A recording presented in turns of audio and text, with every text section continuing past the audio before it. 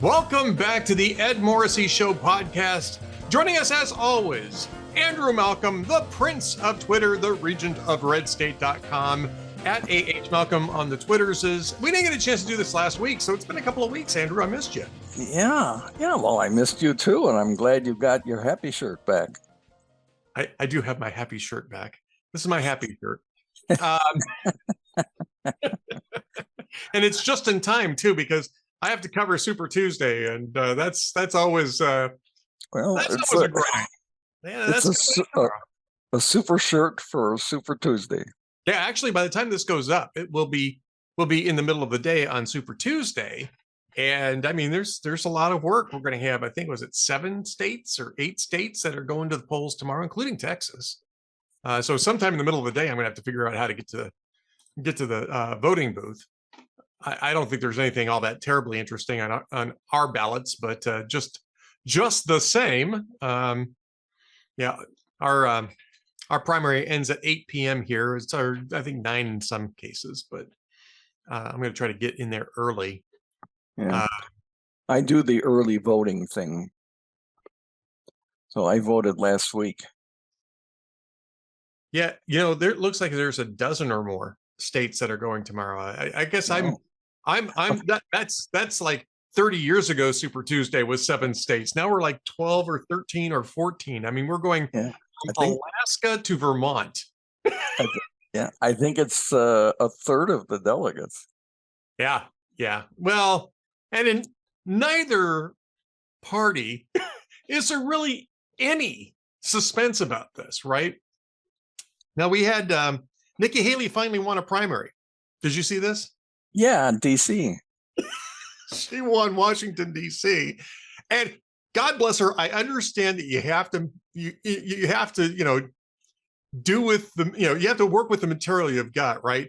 But I found it very amusing that a Republican candidate was arguing that a win in D.C. was momentum for the rest of the race. Yeah.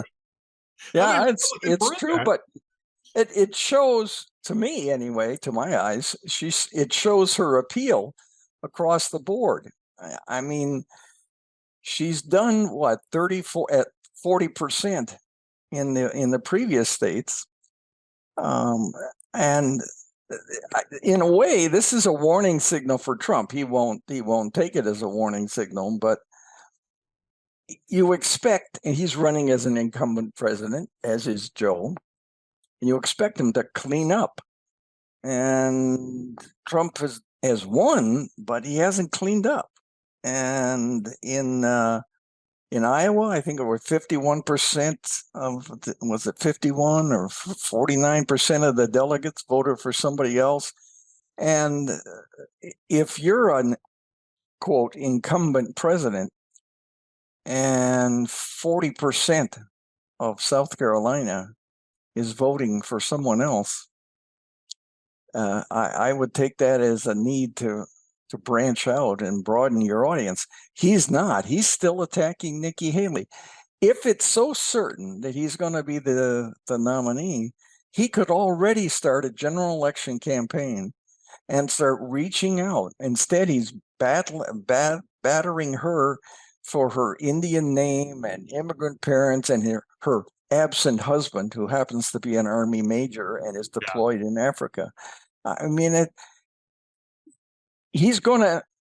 Trump would need Haley voters. I don't think he'd get them, but he would need them to reach out to them and start being gracious about it. And she's worked very hard, and she gave me a good tour as an ambassador at the UN, and I don't understand it. It's like he doesn't want to win. Well, I'll tell you what it is. My opinion is that he just likes to slug. Yeah. And it doesn't matter if he's punching down. I mean, he'll swing on anybody. This is the whole Outerborough Queens guy sort of persona, right? Yeah. Which he really embraced in the 90s, I guess it probably was, maybe even a little later than that, when it became very apparent that the cultural elite was never really going to warm up to him. Because prior to that, he was sort of like this, he had this sort of urbane William F. Buckley sort of affectation if you ever watched interviews with him in the early to mid 1980s. But when he got involved in professional wrestling, I mean, I think he was committing to the bit prior to that, and that's why he got involved in professional wrestling. But he's been like that ever since, where he just, his whole persona is to make anybody who's opposing him or criticizing him into, the villain in the ring, and to continue beating up on them as long as they're in the ring. It's the reason why he was going after Ron DeSantis for his height and calling him Meatball and Ron DeSanctimonious. Even after it became apparent that DeSantis was not going to beat him. Yeah. That was really just a brief moment in time between the actual Iowa results and when DeSantis decided to put an end to it. It was just a few days, but he was still on the attack with DeSantis up until the day that DeSantis withdrew. I think all of that would stop with Haley the day she withdraws. And as long as she's not going to withdraw, he's just going to continue using her as a punching bag because that's what he does. I don't even think it's a strategy. You're right. No, I agree with you. You're absolutely right. And that tells me that this is more about him and his need to punch than it is about winning and being president again. And I mean, he had a Supreme Court win with Colorado, but I just, since I liked a lot of his policies, probably most of them, but like you say, it becomes about him, and he attracts people that are like him for his staff, and they flake off, and we have the turmoil, and then he starts attacking them. And I think people are tired of that. And Biden, and well, to the extent he's aware of what he's doing, but his handlers are just praying that the Trump antipathy, I don't think it's as great as it used to be because he's been absent for a while, basically, but that the Trump antipathy continues this time and carries Biden through. Yeah. I'm not sure that's going to work. I don't think it's going to work either. And I want to spend more time on Biden here because you've got a couple pieces up about Biden over at Red State and VIP stuff that I want to get to. Just to kind of close the loop, though, on these Super Tuesday contests. I mean, we're going to have the embeds. We're going to have live results. It will be interesting to see how things roll out. But I don't think there's a state here on the list that I'm looking at that Nikki Haley is going to win. And I don't think, I don't think that there's donors left in the mix here who are going to keep funding Nikki Haley because there's really no path for her to win the nomination. And we've talked about the idea that, well, she's sticking around in case something happens with Trump, right? But if something happens with Trump, either he's unable or unwilling to seek the nomination or get elected in the general election, the party is just going to go ahead and handle that at the convention. And Nikki Haley's not going to be the first choice there either. They'll probably try to draft Ron DeSantis back in, and I'm sure Ron DeSantis will be willing to do it. So as much as I like the idea of a competition, I think that the results here are really telling us that there's not much of a competition. The only real competition right now is between Trump and Biden, and polls are beginning to make it look like he might actually be able to pull this off even with all the other stuff going on. The CBS News poll had him at 52% against Joe Biden.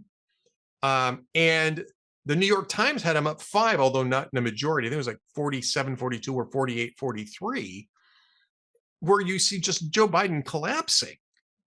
And this is I think Joe Biden as a realistic candidate or one who might succeed, I think is lost. He's gone.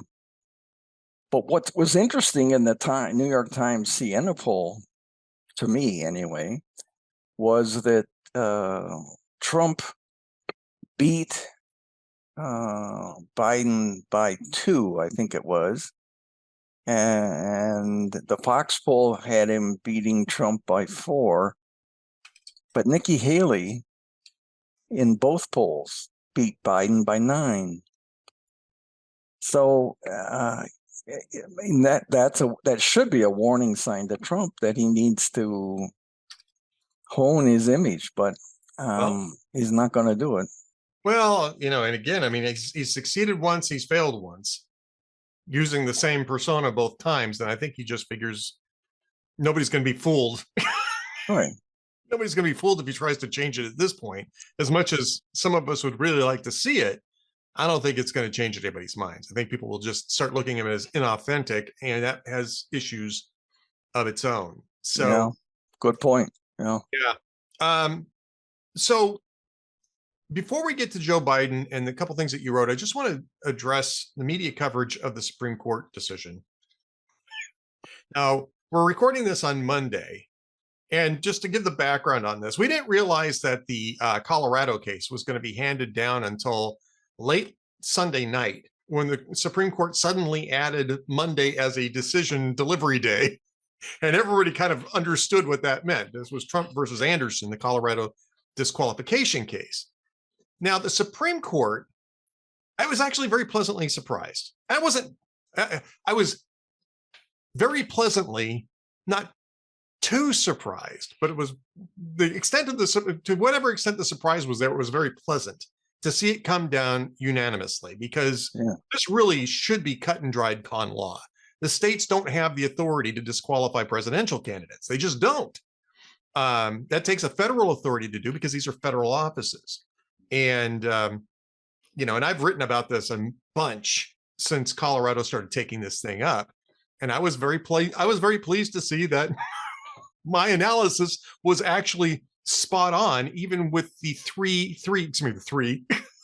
liberal justices. Now, they dissented on another part of this, while sort of vociferously affirming their overall concurrence on the issue of whether states had the jurisdiction to do this. They were unhappy that the majority went a little farther than that and said it takes Congress to disqualify a candidate, when they said, no, if you're convicted of a federal insurrection crime, that should be sufficient, which I think is actually a pretty good argument. But it's still unanimous. The states can't do this. States just simply don't have the authority to do this. Obviously, they were reading you, Ed. I am very happy, and I just want to say thank you to all of my friends at the Supreme Court, all 9 of you. All 9 of you, and I did not know that. So I feel pretty good about that, actually, Andrew. Yeah, you should. But here's what I want to talk about, which is this absolute freak out in the media on a 9-0 decision that basically said the Constitution says what it says, right? Which is that, this is for Congress to deal with, not the states, on an amendment that was added explicitly to remove authority from states and grant it to the federal government. 13th, 14th, and 15th Amendments were written specifically for that purpose, so that states couldn't backtrack on individual civil rights after the end of slavery. And you have people going nuts on this thing. It's a meltdown. Supreme Court's, abandoning democracy. They're abandoning democracy, by the way, by allowing a candidate to be on the ballot. Yeah.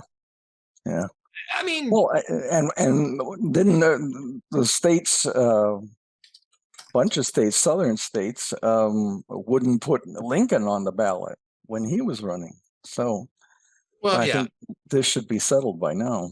Well, and that's actually a pretty good precedent. Then why the 14th Amendment says that this is left to Congress and not to the states to determine, is because of stuff like that, right? Yeah. I want to just focus really briefly, media criticism wise, about the legal experts, right? The Lawrence tribes, who was the guy that was caught? I can't think of his name. Jeffrey Toobin's, even Michael Ludwig, who's normally a pretty smart guy, saying that the Colorado decision was unassailable. even though it was 4-3, right? Even though 3 of the 7 justices in Colorado actually assailed the decision. I mean, what does that say about the media coverage of this? I think it's been terrible. Yeah, it says that they have a narrative, and no matter what facts are, they're going to stick with the narrative because the narrative rules. And it's sad. It's very, very sad. I mean, I know that's why I like what DeSantis is doing in Florida, with the DEI stuff. It's just stand up, and the only way to do it is to fight it is to squash it. So, yeah, I agree with you.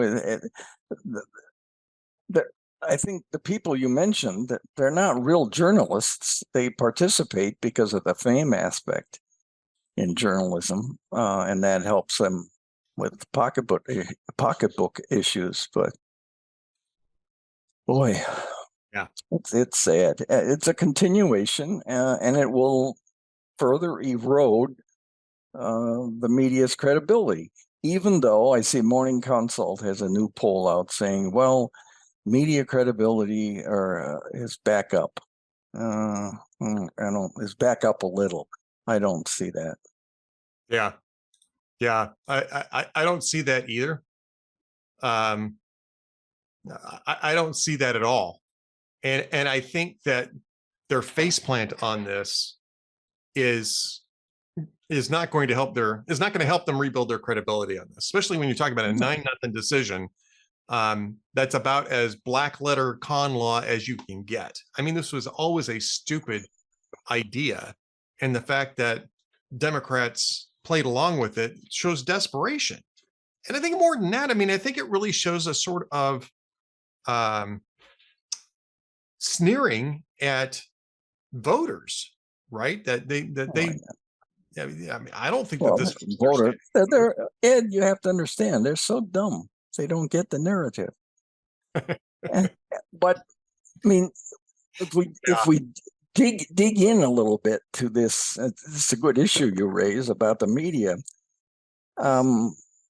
They have credibility with their posse, and that's what they're feeding, because their posse buys the narrative, and so they're supporting the narrative.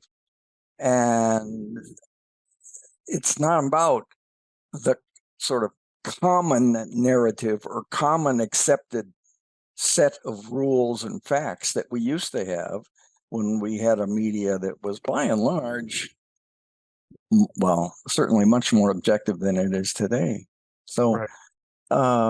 So they're playing for clicks and views. I think that's all. I mean, if Rachel Maddow suddenly came out and said, the Supreme Court majority has a good point, there'd be a few thousand TVs clicking off, because they don't want to hear it.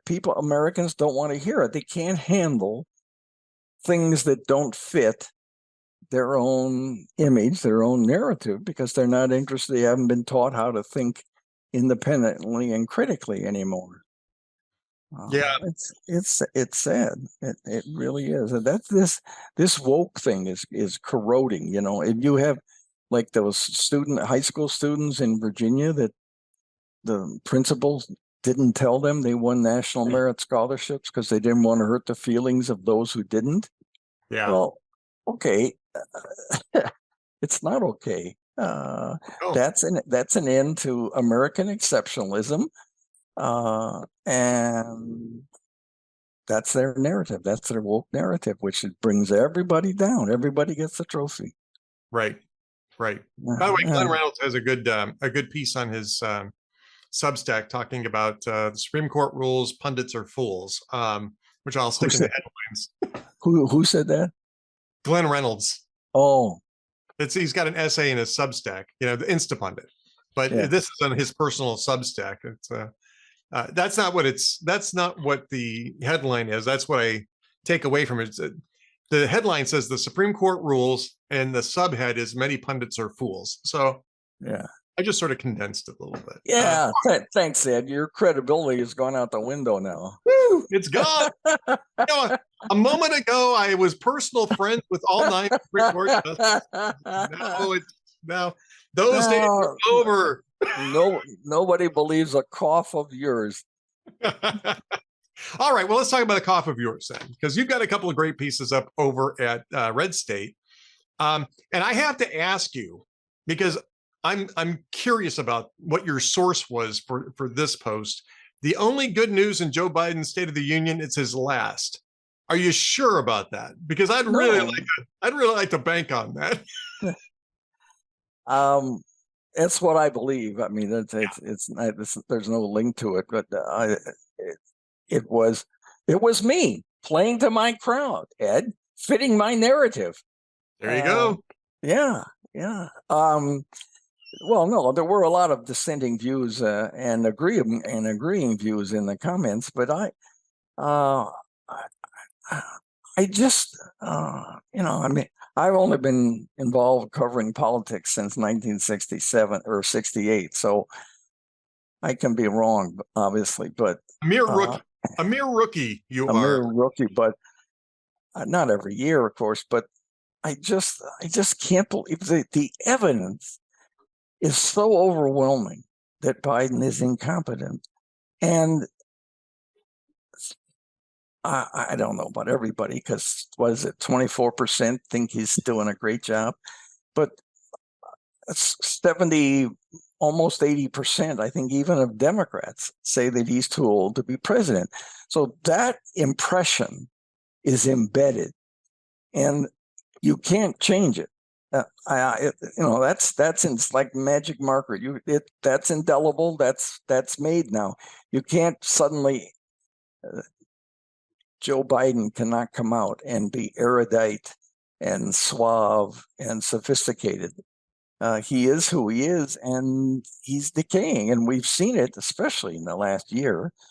We didn't see it in 2020 because he hid up with the cover story of COVID in his basement, knocking off his work days at 10:30, and I just can't believe that the Democrats are so crazy and suicidal that they're going to stick with him. Yeah, it would be messy. That no matter how well they did, Joe Biden says, I've had a change of mind. That beach in Maryland is just too attractive, and I want to write my book and tell my true story for $60 million or whatever he's going to get.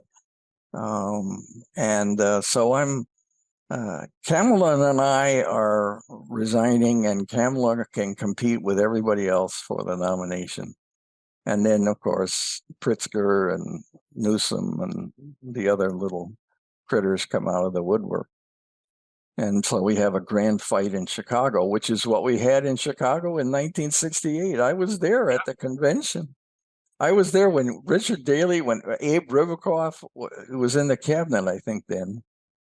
Yeah, Johnson convinced him to quit the Supreme Court and go in his cabinet. What an insane decision. Anyway, he was speaking and denouncing the hoodlum police. And Richard Daley was in the front row going like this. No, he was cutting the throat. He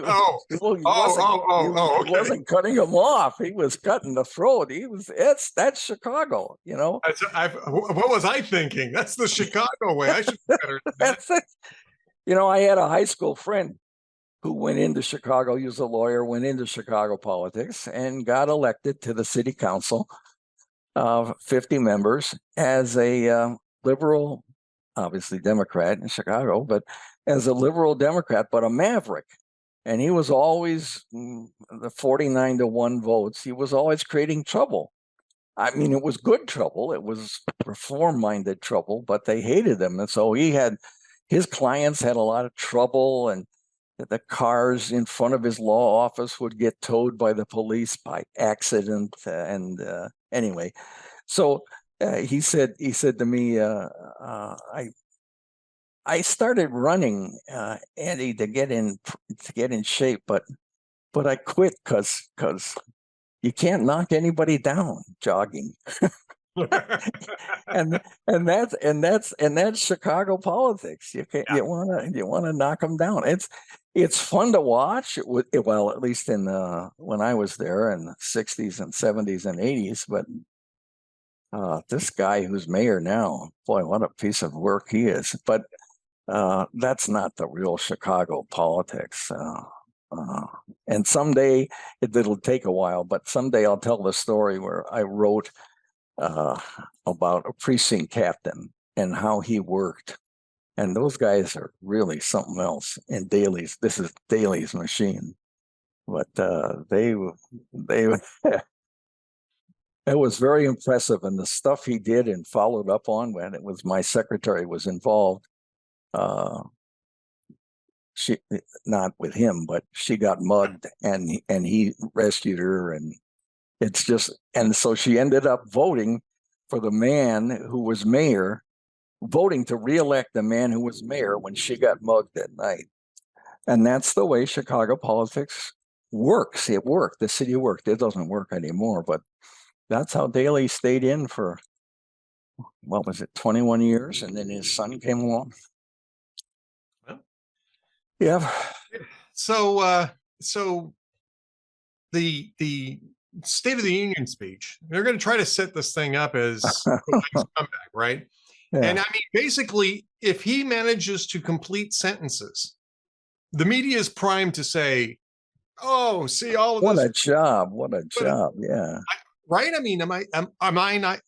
I mean, first off, they're going to make sure that he sleeps until 5 o'clock in the afternoon. Right, and then gets a huge dose of meds.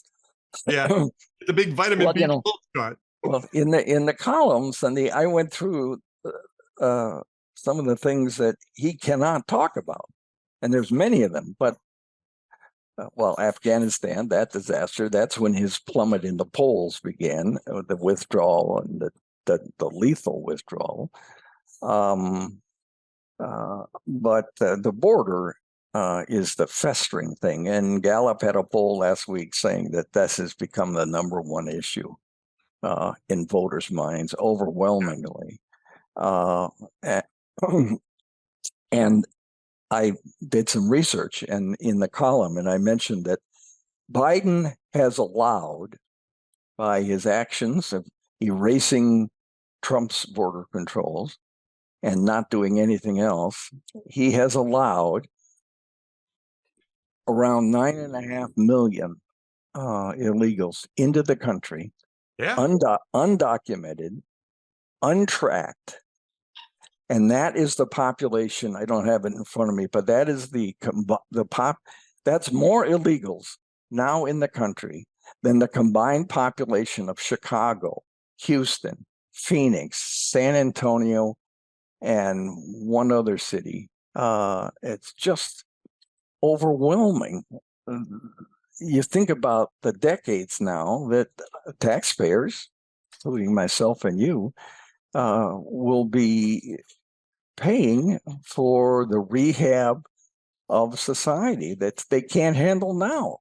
The housing, the schooling, bilateral or bilingual education they're going to need to do, the welfare, job training. I mean, it just goes on. And he's done. Biden did it willfully and knowingly. There's no explanation, credible explanation. Yeah. And of course, the next thing is, well, they're here. We can't get rid of 9 million people, so let's give them the vote. That's the way it creeps in California. Well, they're here. Let's give them ID cards. Well, they're here. Let's give them school. Let them into the schools, the universities. Dreamers. They're dreamers. Yeah. And I thought one of Trump's most powerful lines when he was president was Americans have dreamers too. Yeah. So, yeah. So what about the people that elected Biden and that he took an oath to protect and hasn't? Yeah. Again, we're going to hear a lot of this nonsense during the State of the Union speech, because that's generally what you hear during State of the Union speeches, right? And generally speaking, they're just slogans and nonsense. I mean, there's nothing terribly No, compelling but to the Union yeah, speech. you're right. But people will be watching to see, like you said, if he can get it out. Yeah. You Yeah. know, he's not going to collapse like the movie Dave, but he's he's gonna if he has. Can you imagine in front? They had 27 million watching last year. I think it'll be more this year. But can you imagine if he has one of those 14-second brain freezes, and those eyes and that mouth open, and watch him walking along the path in at the border when he did his 19-minute survey of the troubled border for cameras. Oh, walking along with his arms in front, stick both arms, not swinging, but sticking out, I guess, in case he fell, or motionless by his side. And then at some point, walking along the trail, and the border people are briefing him, he salutes something on the Texas riverbank. The president finds something he needs to salute. It's just, that's what I said. I can't believe they're going to go ahead with him. I just can't. I mean, they're kind of out of time to do anything else, but we'll see. What was the other thing that you had up in here? And I want to make sure that we at least mention it.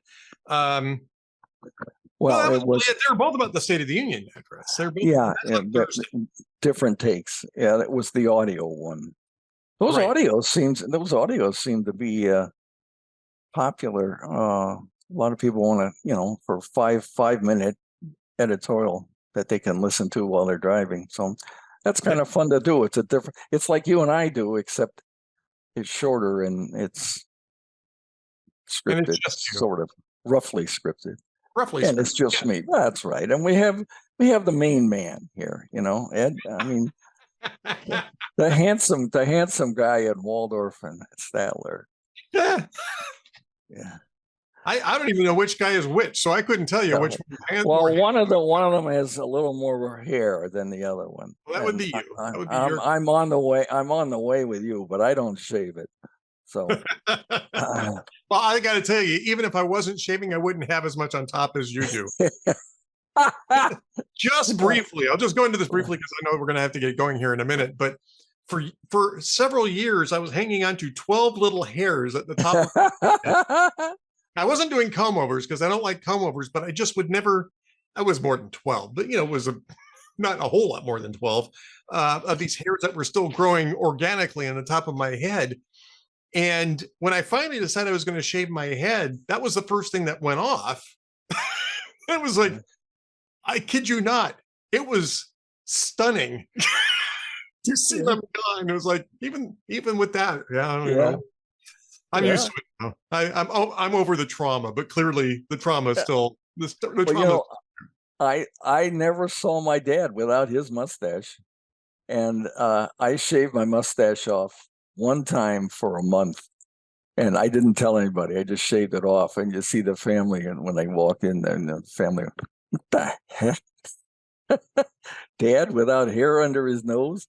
Yeah. I shaved mine off shortly before my granddaughter was born. My first granddaughter was born. Well, you still have facial hair there. Well, no, I grew it back, but I shaved it off because I remembered what my friends' babies did with. Hanging off my beard, so I decided to shave it off. And my son saw me. It was the first time he'd ever really seen me without facial hair, and he just broke out into hysterical laughter. Really. Wasn't really the reaction I was hoping.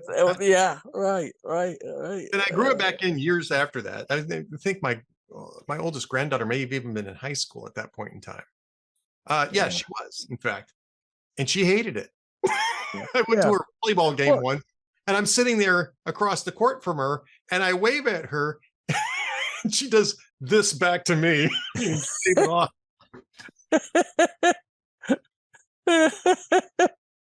Oh, kids are fun. Yeah. Oh yeah, I mean it was all in fun. She's a lot of fun. She's got a great sense of humor, and she knows that she can tease me because we tease each other, and so it was fine. But Well, in my youngest is in the Air Force, and every March, I think it is, or April, the guys in his unit grow a beard, and then in October they all grow mustaches. So it's kind of fun to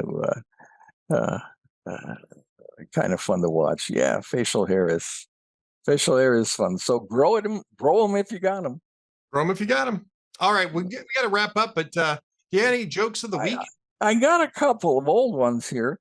There's I think I saw this on online. It said there's a new trend in office life: naming lunches.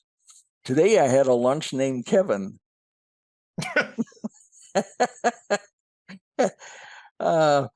Let's see. I'm sorry. Oh, that's okay. I've got one here for you. Oh, okay. Go ahead. But I've got one here for you. What's Okay. the difference between an insurance company actuary and a mafia actuary?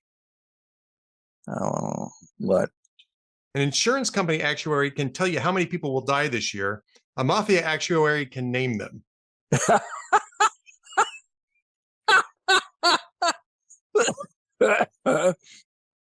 You know, that's what remember Woody Allen saying that in the mafia, death is one of the worst things that can happen to you.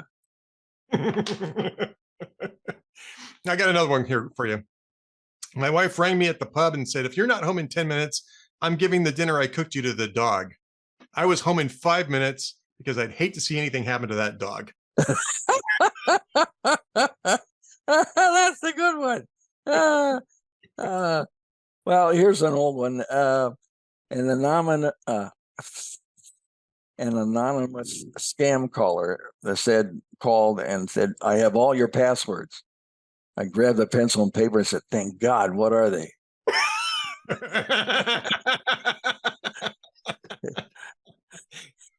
All right, well, we're going to leave it at that. Okay. Andrew Malcolm, the Prince of Twitter, the regent of redstate.com. As always, so much fun doing this. When we come back next week, we can talk about what happened on Super Tuesday. And maybe I have to look up what comes after that. Super Wednesday. I don't know. Let Down Wednesday. Let Down Wednesday. Let Down Wednesday. Yeah, right. If you're Nikki Haley or if you're Dean Phillips, it's Let Down Wednesday. So, I worked for a politician, and he said, the thing about campaigns, he said, the best day of every campaign is the day you announce. After that, everything is downhill. You just want to delay the bottom until after the election. So anyway, okay, all right. I'll see you next week, Ed. Thanks, everybody.